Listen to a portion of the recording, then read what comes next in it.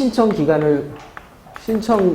기간을 두고 통지 및 공고를 하게 돼 있고요. 그러니까 회사에 우리가 잠자 절차를 진행합니다라는 회사의 공고 방법에 따른 공고를 반드시 하고, 그거를 이의 신청 기간을 한 달을 줍니다. 한 달. 그 신청 기간 내에 이의 신청이 들어올 사람들은 들어와라 라고 하고, 그 다음에 중요한 채권자들, 알고 있는 채권자라고 했는데 일반적으로 적은 금액은 큰 의미는 없죠. 근데 이 은행빚 아니면 기관빚 이런 것들은 반드시 별도로 통지를 하게 돼 있어요. 그 통지를 해갖고 이의 신청 기간에 대한 통지 공고를 하면, 만약에 이의가 들어오면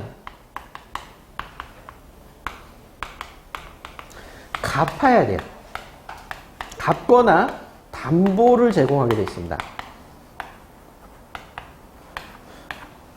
이 의무가 있고요. 이게 없으면은 감자를 진행하지 못하도록 포기를 해야 돼요. 그러면 실제로 이거를 인정을 하면서 감자를 진행하는 사람은 없어요. 거의 없어요. 그러니까 피치 못할 사정 때문에 어쩔 수 없다라는 거, 회사의 돈은 충분한데 근데 그거 빼주기 위해서 하는 거다 그러면은 하겠지만, 대부분 이렇게 되면 지지부진하기 때문에 이렇게 이의가 들어오면은 못해요. 그러니까 어떻게 되느냐? 설득을 먼저 하죠. 채권자들, 대부분 작은 채권자들은 신문 공고를 하면, 여러분들 신문 안 보잖아요, 공고. 그죠? 그러니까 들어오질 못한다라고 보고, 이 통지. 별도로 기관 투자자들, 이렇게 기관 채권자들, 그러니까 은행이나 기보신보 이렇게 되거나 이런 쪽은 이게 개별 통지를 안 받으면 너 몰랐다고는 할 수 없다. 회사에서. 그죠? 그렇기 때문에 이 부분에 대해서 내가 감자 절차에서 나 통지가 없었기 때문에 나는 여기에 대해서 감자에 대한 무효라고 주장을 하겠다. 이렇게 얘기가 나온단 말이에요. 그러면 그게 더 큰일이죠, 나중에. 그러니까 그런 경우를 대비를 해서 미리 협의를 합니다.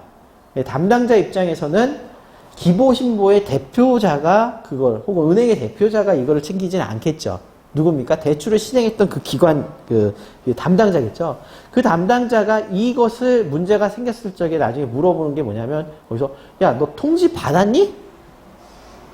라고 물어본단 말이에요. 그러면 통지를 받았는데, 검토를 해보니까 실질적으로 이러이러하게 해서 내주는 거고, 회사 자체는 계속 운영이 되는 겁니다. 라고 판단을 했습니다. 라고 하면은 상관이 없죠.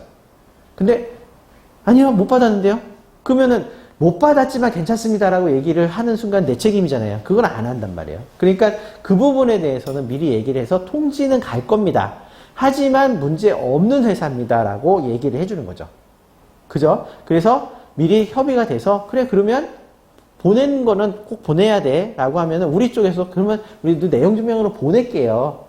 혹시 문제가 될지 모르니까 보낼 테니까 받으시더라도 그거에 대해서는 얘기하신 대로 이의 신청 없는 걸로 이렇게 정리가 됐으면 좋겠습니다라고 얘기를 하고 시작이 됩니다. 그렇게 먼저 첫 번째가 그거예요. 첫 번째가 이거를 먼저 해놓고 그 다음에 주주들이 설득되는가를 두 번째를 보는 겁니다. 그죠? 외부에서 먼저 하고 그 다음에 설득되느냐 보고 오케이 됐다. 그러면은 이 절차를 시작함에 있어서 주총을 하세요. 어떻게 하세요 라고 해서 안건을 드리죠. 안건을 드리고 거기서 주총이 통과됐는지 여부를 알려주세요. 그러면 통과가 됐다. 그러면 내용의 수정이 없냐라고 한 다음에 공고문을 어떻게 합니까? 신문공고 신청을 하게 됩니다.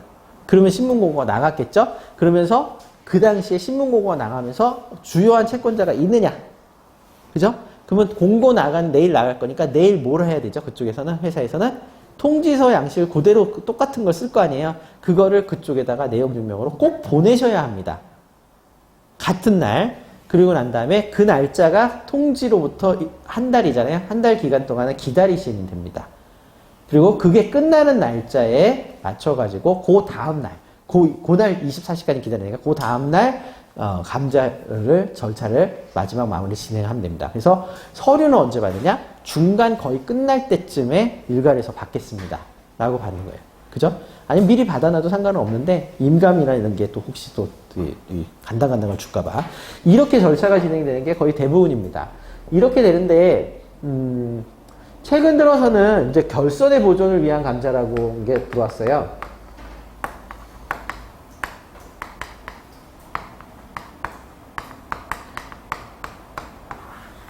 그러니까 뭐냐, 이미 이 회사가 자본금에서 그 자본이 먹어 들어가기 시작한 거죠. 자본이 자본금보다 적어지는 그런 현상이 벌어지게 되면 이 부분은 이미 이제 채권자들한테 줄 돈이 모자르잖아요. 그러니까 이 부분일 경우에는 굳이 채권자 보호 절차를 밟을 필요가 없다라는 얘기예요. 대신에 결손이 났음을 증명하는 전년도, 직전년도 대차대조표랑 손익계산서 같은 거를 증빙을 내야겠죠.